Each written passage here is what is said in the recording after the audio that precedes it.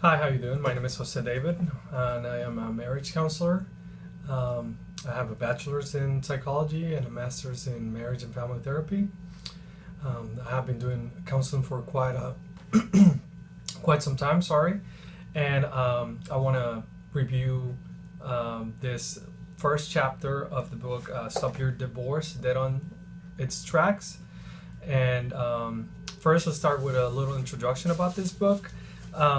This book was written based on 30 years of experiences of marriage counselors, and they try to condense it and put it together so it can help people through the process of avoiding divorce, or in the event that the relationship doesn't work, at least the person or persons will have the tools to be able to say that at least they worked on some things so they could be at peace with the process of either reconnecting in the relationship or terminating the relationship. But let's focus on the process. A lot of good strategies in this book, a lot of things that I think anybody that's going through any type of relationship trouble or crisis will find helpful. I know it's a very difficult topic, and so we're going to try to simplify it and make it as easy to understand as possible. And hopefully, you can be honest to yourself and be able to work on some things through this book. I know it's not easy. I've seen quite a bit of couples go through this process, and sometimes with great results, but it takes work. So, regardless of what the situation in your marriage is, if you're, just feeling disconnected with your spouse, or having, no intimacy, or you just got served divorce papers and you don't know what to do, I think any person could benefit from this book. And so let's start from the beginning with the introduction. A few things I want to go over is, you're not alone. People have gone through this and have recovered and been able to save their marriage, and hopefully get back to a stable, fulfilling relationship. There are a lot of things you can do to restore your relationship to a healthy place for you and your spouse. So hopefully we can get to that point at the end of this book. Why did we write this book? Let's start with that. And this is a counselor's guide to stopping divorce in its tracks. And we have to be practical about what we do. And the first thing and the most important is stopping the negative cycles that we're engaged in. A lot of times we are in a relationship with our couple and things are just not working out. We're not communicating. There's a lot of arguing, a lot of fighting. And so usually our first matter of business in counseling is to put a stop to that, to teach people how to break cycles, because people usually get engaged and get into fights and arguments about petty things, and sometimes say hurtful things, but what's underneath is what's really more important. So first, try to avoid getting into arguments and fighting, because that's just going to make the situation worse. And if you can't, you need to stop that, at least on your part. Try to be the reasonable person. I know for a lot of you that will be very hard, because you're emotionally compromised already in trying to make this work. But fighting's not going to help. So you also got to be honest with yourself and know that you can be your own worst enemy, because sometimes you want to make things work so bad that you won't think clearly, and you know, and you have to be aware that you can make the changes. So, you know, as I said, a lot of times most patients or most couples are deadlocked and caught in this cycle of constantly arguing, and it's a constant loop, and it goes on and on and on. And unless somebody changes something, it's going to stay the same. So, and it's not about winning, because there's no winners in a marriage or in a relationship that is not fulfilling to both partners. So, you know, first, try this. One of the first tips, the one I like the most of this book, is that try to avoid arguing if possible, and if not, agree with your partner. I know it sounds a little bit out of the ordinary, and a lot of times you'll feel like you don't have to agree with your partner, but it will change how the relationship dynamics happen. It will change how your partner perceives you, and it will diffuse the situation. It will make the situation less conflictive. There will be less arguing, less fighting, and you know, the more you try to keep the peace after you're engaged in this cycle, the easier it will get for you to be able to do other things, so you can start repairing the relationship.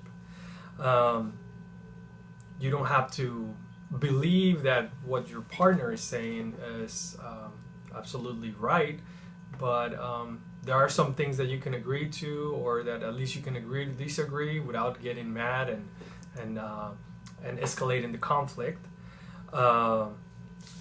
So you know your partner more than anybody, and so you'll know a lot of times even ahead of time, what the mood of your partner is, and you'll know what to expect.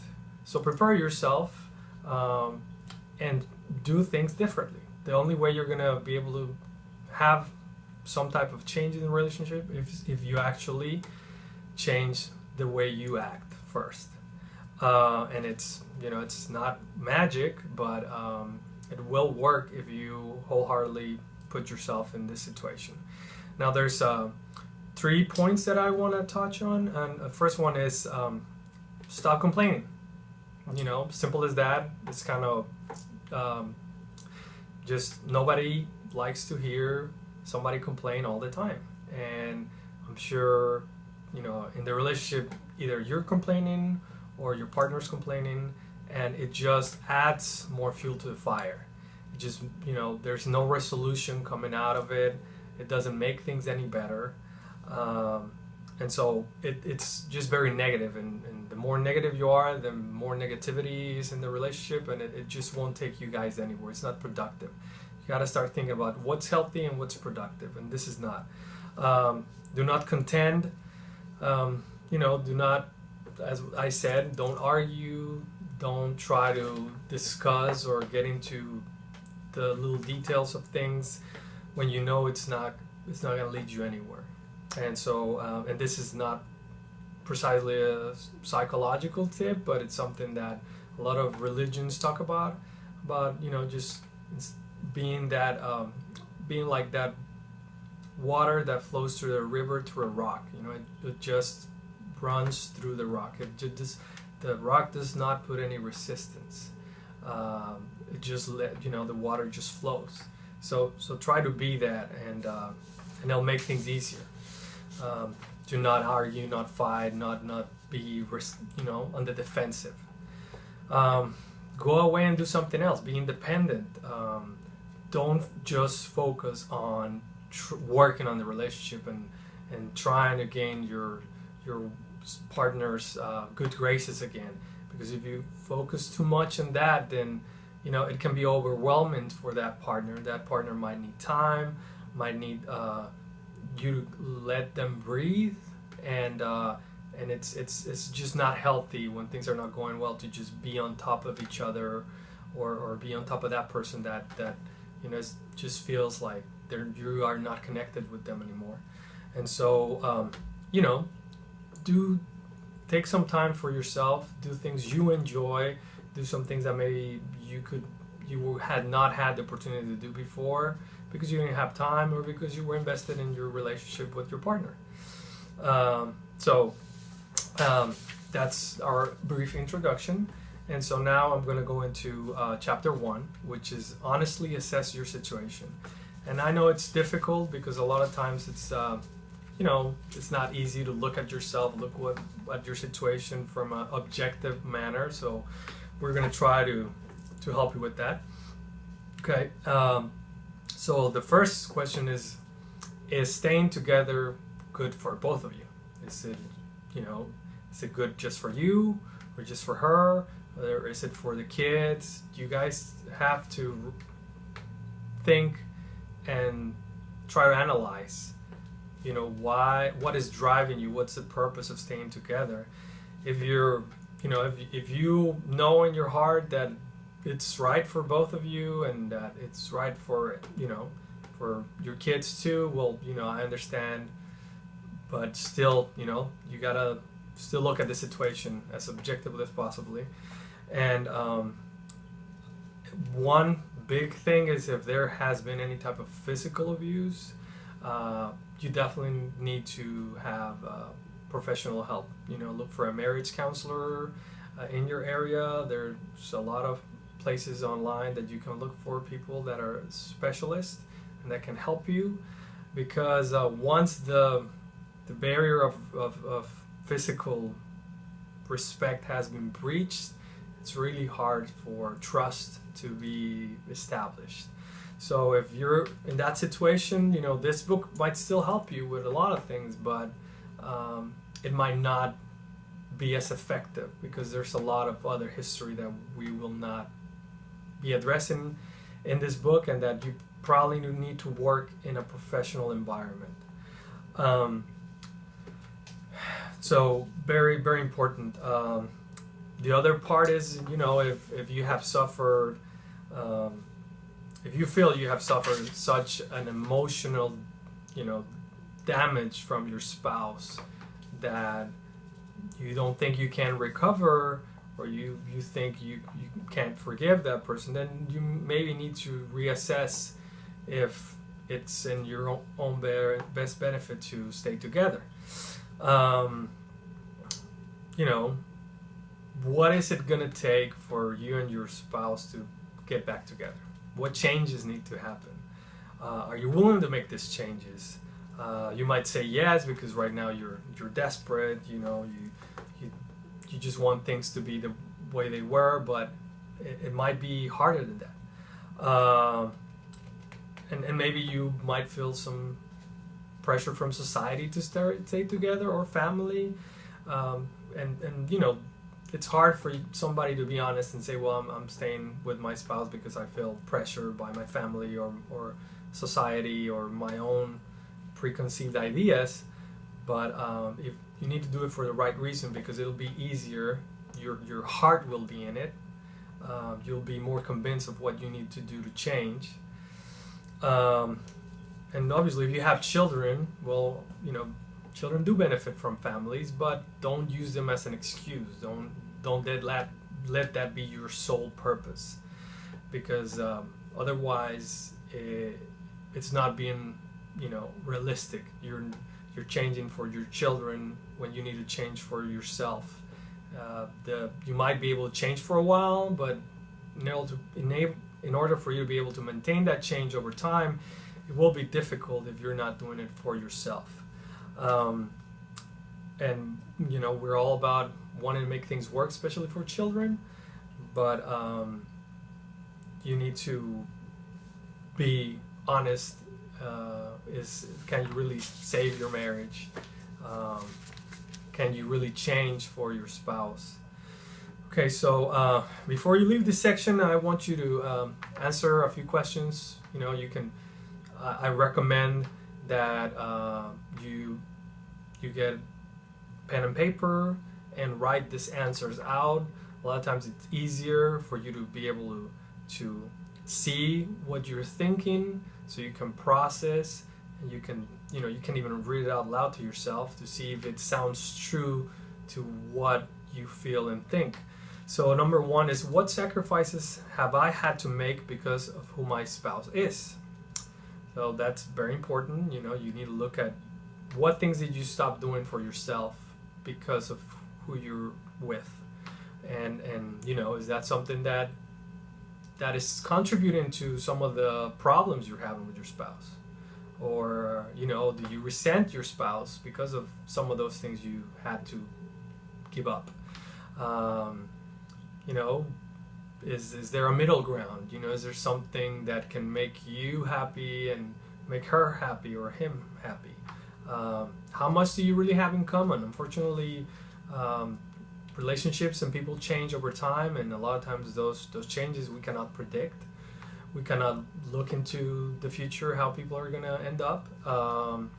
And so can you still relate to your partner? Do you still have things that do you still have certain goals that you share, certain dreams? So how much does that bother you, from a 0 being it doesn't bother me at all, to a 10 being it bothers me absolutely, I can't handle it?